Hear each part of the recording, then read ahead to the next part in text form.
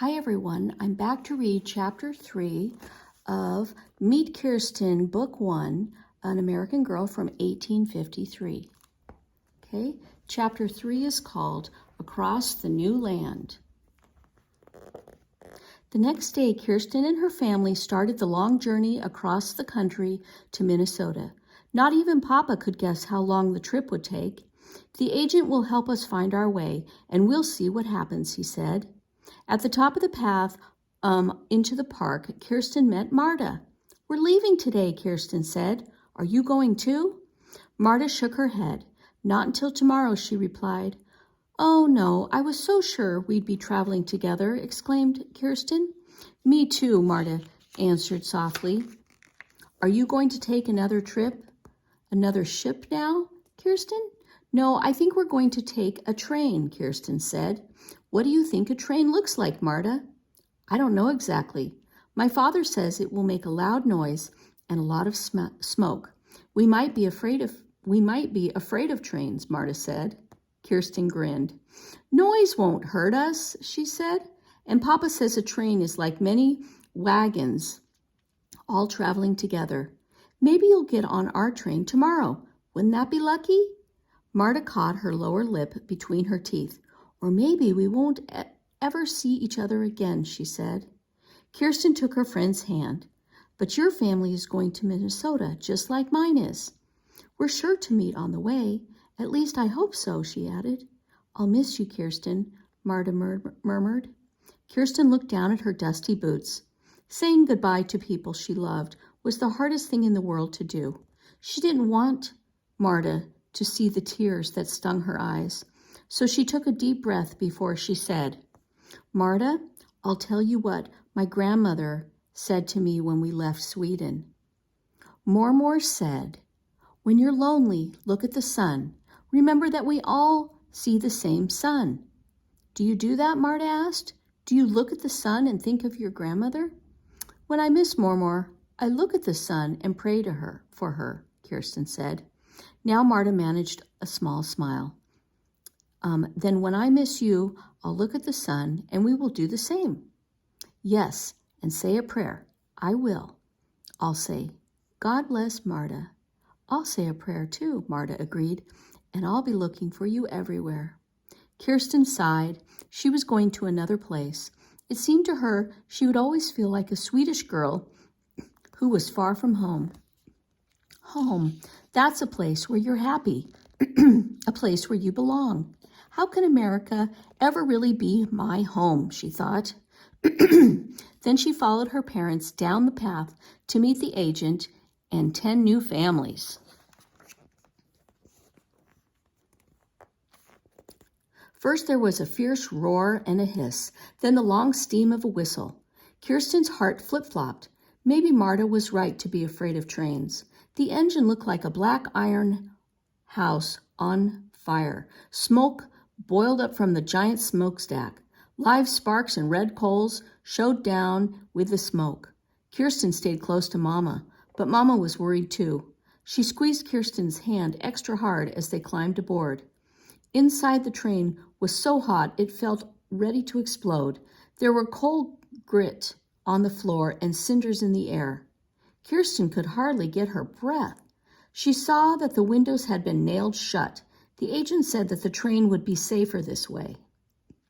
Papa and Lars stood near the door. Kirsten was squeezed beside Mama and Peter on the bench under the windows. Trunks and bundles were piled up in front of them. Kirsten was used to being crowded, but now she felt as if she were more packed in, upside down their big painted trunk. Aren't we there yet? Peter complained. Hush, we haven't even started to move, Mama said. Some of the old folks closed their eyes, and Kirsten knew that they were praying that the train wouldn't catch on fire. Then it began to move. It bumped and lurched and screeched over the metal rails. Peter hid his face in Mama's lap, and the men were quiet, and even Lars's eyes were wide. The train began to huff and chug. Through the small windows, Kirsten saw houses and trees moving backwards. The huffing and chugging grew louder, and the trees went by very quickly. Lars called out, We're going faster than a horse can run. faster than the fastest horse can run. Dizzy, Kirsten closed her eyes. The train groaned and swayed. Even though she couldn't see, she felt the speed with which it carried them west.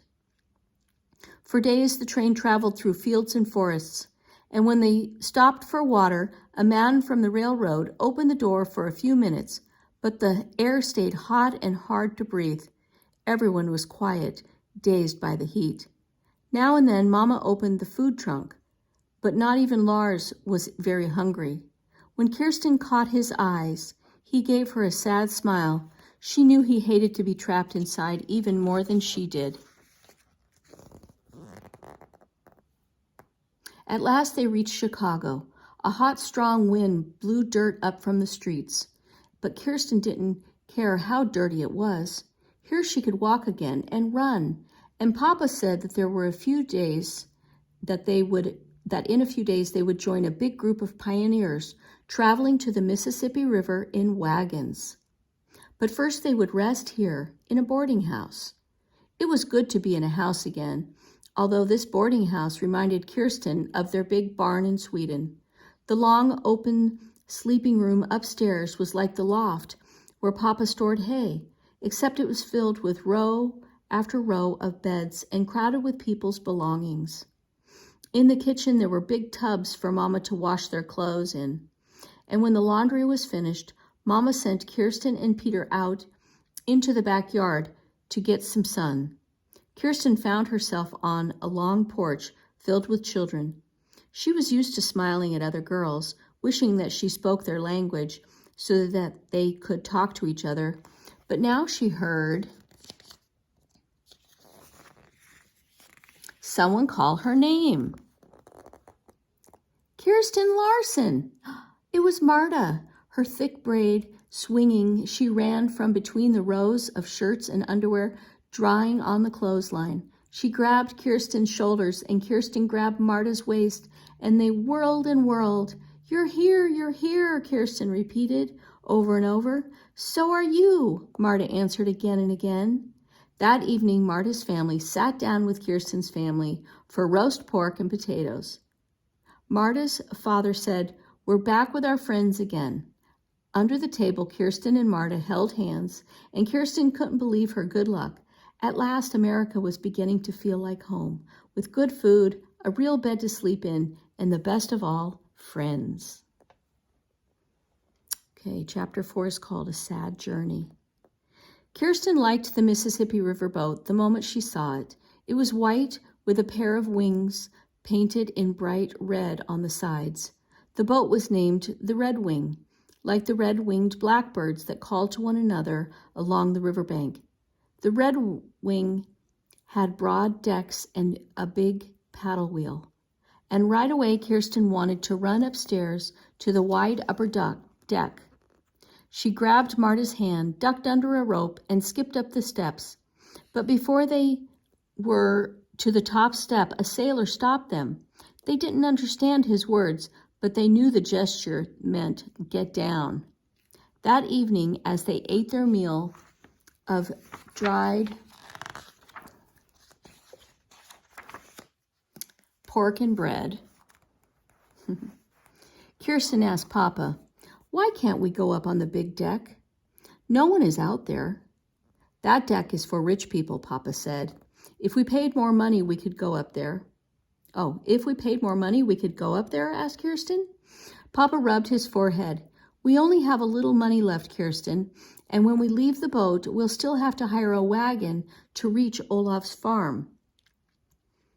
"You've managed our money well," Mama said to Papa. To Kirsten, she said crossly, "Don't ask for so much." Kirsten was surprised. Mama never talked harshly to her. Why was she cross now? Their long trip was almost over. In a few days, they would be at Uncle Olaf's. Kirsten looked closely at her mother. "What's wrong, Mama?" she asked. Mama said softly, "I'm cross because I'm worried." As we boarded the boat, the sailors were bearing a passenger who died of cholera. "Don't worry so," Lars said to Mama. "We won't get sick. Look at us, we're healthy." Lars was right. They were strong from walking beside the wagons. all the way to the river and tan from the prairie sun. But Mama didn't smile. Cholera kills strong ones just like weak ones, she said. Pray to God that we get safely to Uncle Olaf's. For 2 days, Kirsten and Marta played together on the riverboat. They watched the hawks circling overhead and counted the fish that jumped from the water. But the third morning, Marta wasn't on the small deck where they were allowed to walk. Marta's father was there alone. He stood at the railing staring straight ahead at the wide brown river. Where's Marta? Kirsten asked him. Our Marta's very sick, he said. He gripped the railing so tightly that his knuckles were white with cholera. Kirsten's head buzzed. Cholera? Last night after supper, Marta had prayed with her right here on deck. Last night, Marta was perfectly fine. She couldn't have cholera now. How can she be sick? Kirsten asked. She was well yesterday. During the night, she doubled up with a pain in her belly. Now she aches and moans and burns with a fever. The captain made us take her to the sick bay, he said. Can I go see her? Marta's father took Kirsten's wrist firmly. No, Kirsten, you mustn't. You could get sick too. Marta's mother is with her. That's all we can do. But Kirsten had to see Marta. She ran down below the decks to the part of the boat called the sick bay. Marta was there, lying on a straw mat near the entrance. Her knees were drawn up to her chest. Her mouth was open as though she couldn't breathe, and when her mother tried to wipe her forehead, Marta trembled and moaned. Her lips were dry and cracked, and her eyelids fluttered. Marta, Kirsten whispered. She took a step toward her friend, but Marta's mother sent her away. Go back to your family, Kirsten. It's dangerous for you here. Marta will get better, you'll see. Still, Kirsten stayed near the sick bay until Mama found her. I've looked everywhere for you, Mama said. There's nothing we can do for Marta, not with cholera. You must take care of yourself, Kirsten. Stay close to me and Papa, please. So Kirsten stayed close to Mama, but her thoughts were with her sick friend. She told herself that Marta would get well. Over and over she said, she must get well. Kirsten wasn't able to eat, and that night she was sure she would never sleep. But she fell into a restless doze. Later she woke up with a start. Something was terribly wrong, but in her sleep she'd forgotten what it could be. Then she remembered Marta. Kirsten ran down to the sick bay, and through the parted curtains, she saw that Marta was gone. She's better then, Kirsten thought. She ran up to the deck to find her friend. The sun was just rising. The riverboat was anchored at a sandy beach below the tall bluffs, and a gangplank had been lowered for some sailors who carried a wooden box on their shoulders. They walked along the shore. Marta's father stood at the railing where Kirsten had seen him last, his arms around Marta's mother. Kirsten grabbed Marta's father's sleeve. Where's Marta? She asked. He pointed to the sailors with their box. Our Marta died last night, Kirsten. The sailors will bury her here. Her soul is in heaven. And then he hid his face in his hands. She can't be dead, Kirsten cried. She can't be. Kirsten felt as though her heart would be ripped in two. She heard deep sobs that hardly seemed her own. They filled up her chest. She tried to say her friend's name, but her lips wouldn't form the words. Then Kirsten felt Mama's arms around her, and Papa patted her shoulder. Enough crying. Stop now, Kirsten, he said. But Mama cradled her and said softly, let her have her tears. Chapter 5 is called Home at Last. It was raining when the Larsens left the Red Wing. Kirsten didn't watch the riverboat pull away from the dock. She didn't even want to see that boat again, because Marta had died on it. She was lonely for Marta, and there wasn't any sun in Minnesota to look at with a prayer. So Kirsten looked at the town of Riverton. She saw wet houses and trees and wet horses pulling wagons loaded with wet logs. She blinked into the rain. God bless you, Marta, she whispered. Mama touched her cheek. Cheer up, Kirsten. When Papa and the boys come back with the wagon, it will only take a few hours to reach Olaf's farm. But Papa frowned with worry when he strode back to the dock where Kirsten and Mama waited. We don't have enough money left to rent a horse and wagon, he said. Mama's shoulders slumped. What will we do? She asked. Papa made his voice strong. We have our good legs. We'll walk to Uncle Olaf's farm. We'll just have to leave the trunks here. Mama looked first at the big painted trunk that held her most precious things, then at the black food trunk with Papa's name lettered on the side. Everything we own in the world is in these trunks, she said sadly.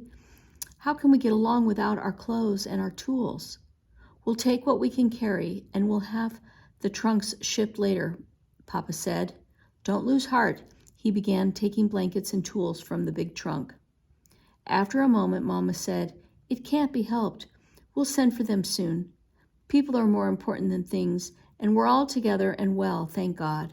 She made a bundle of the bread and cheese that was left, and then closed the food trunk.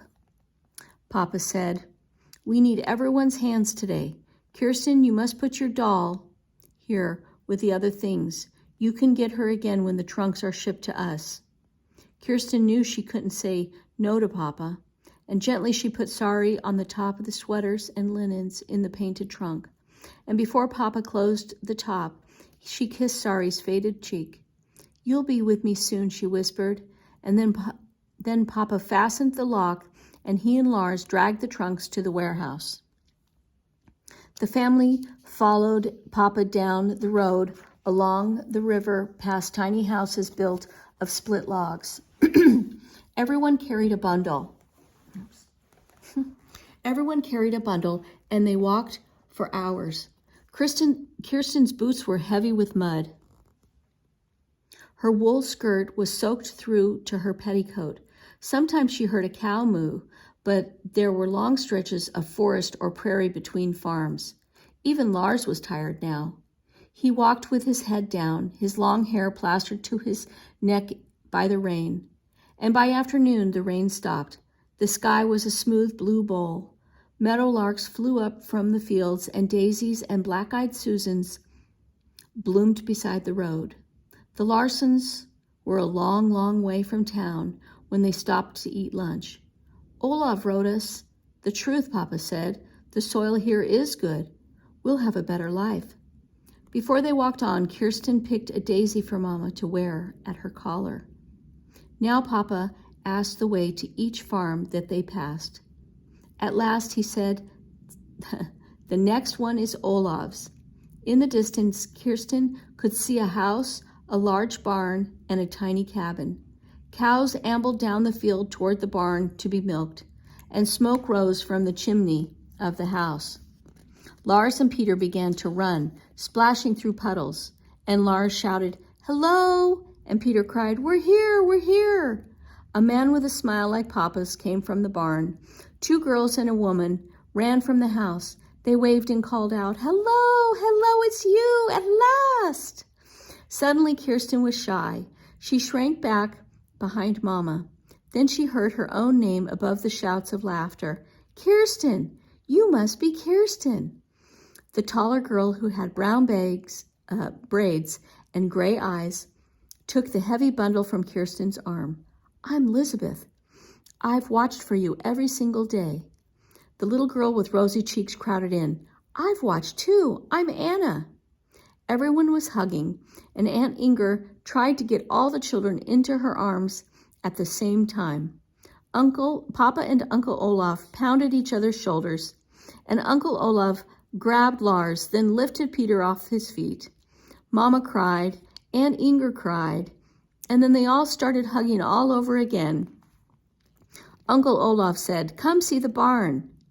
No, you don't, Aunt Inger said. Her smiling face was flushed and red. First we'll have supper. They're tired and hungry, Olaf. They've come halfway around the world to get here. And we walked all day long, Peter added. Aunt Inger hugged Peter again. Then she turned to Mama and Papa. You can get settled in your cabin after supper, she said. And tomorrow you men can look at the barn while we women talk. Now come and eat. And from the doorway, Kirsten saw fresh bread and butter, a big bowl of potatoes and onions, and a platter of fresh fish. on Aunt Inger's long wooden table. Her mouth watered when she noticed a berry tart cooling on the back of the stove. "Don't worry about a little mud," Aunt Inger said as they began taking off their boots. Then she saw that their clothes were wet too. "But look how you're soaked through," she added. "You'll catch cold. We'll find you all some dry things right now." She bustled to a painted trunk like the ones Kirsten family had left at Riverton. And from the trunk, she took men's brown trousers and white shirts, a blue cotton dress for Mama, and another one for Kirsten. "This is Lizbeth's, but she's outgrown it. It will do for now," Aunt Inger said. "Go put it on and come right down for supper." Kirsten followed Lizbeth and Anna up the ladder to their place in the loft. Anna gave her a piece of worn quilt to dry her wet arms and legs. "Tomorrow we'll show you our secret fort," she said. "Lizbeth and I play there with our dolls." "We'll tell you all about it later," Lizbeth added, and she handed Kirsten a petticoat. "But let's hurry now. We're hungry, and I bet you are too." The dress from Aunt Inger was patterned with little red flowers. Kirsten pulled the soft cotton over her head, and Elizabeth did up the buttons. Now Kirsten was dressed just like her cousins. She followed them down the ladder into the cozy kitchen. And when Aunt Inger saw Kirsten, she laughed and pretended to be surprised.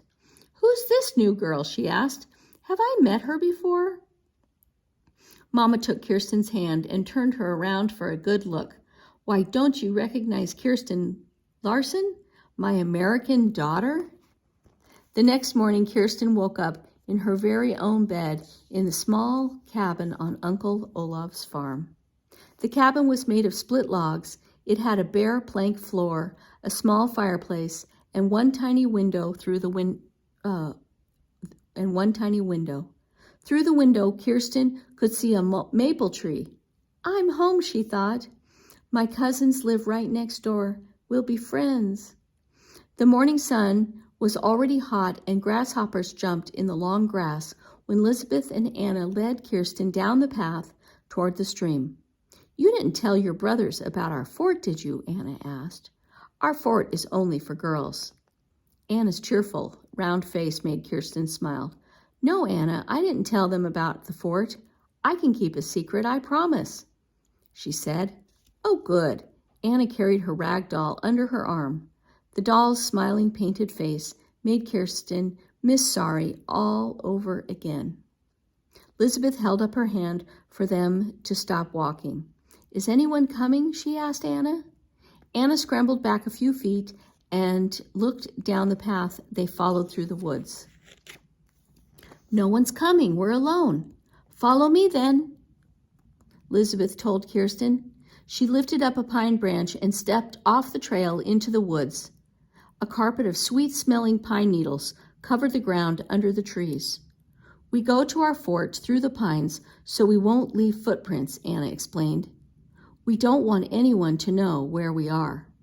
"Here's the entrance," Lisbeth said. She went down on her knees and crawled into the tunnel made by sumac branches. Kirsten tucked up the skirt of her new dress and crawled after her. The tunnel ended under the green branches of a wild cherry tree. Elizabeth sat back on her heels. "Here's our fort, Kirsten." Anna pulled off her sunbonnet and hung it from a branch. "Do you like it here?" she asked. Kirsten looked around. The overhanging branches made a small, cool room under the tree. She let out a long breath. "Oh, yes," she said. "Here's where our dolls sleep," Elizabeth said. She laid her doll on a bed made of sticks tied together at the corners with braided grass. "Now, come up to the loft. Hold tightly so that you don't fall." And she grabbed the lowest limb of the tree and pulled herself up into the branches.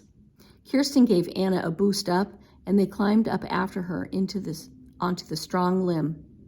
"Here's where we keep a lookout for boys," Anna said, swinging her legs. "Of course, we've never seen a boy in the woods, but with Lars and Peter here, we might. If we see a boy, we'll get down low and stay quiet," Lisbeth said. "That's one of our rules, Kirsten. Do you promise to keep the rules? I promise to keep all your rules, Kirsten said. She looked over the trees, and when she left Sweden, she never imagined she was on her way to a hiding place in a cherry tree.